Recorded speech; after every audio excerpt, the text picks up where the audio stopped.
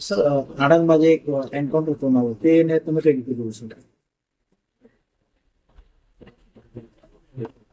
એક 4.5 વર્ષની બાળકી એની હત્યા મોટા મોટી દુષ્કર્મ બી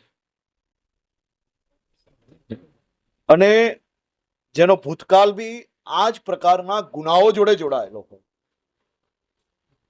એવો નરાધમ પોલીસને ચક્કુ મારવાની કોશિશ કરે.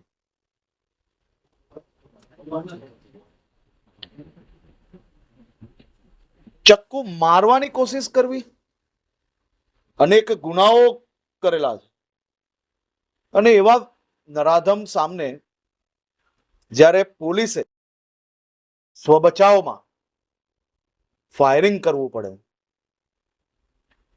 આવા નરાધમોને સંપૂર્ણપણે કંટ્રોલમાં રાખવા એ જ રાજ્ય પોલીસનું કામ છે.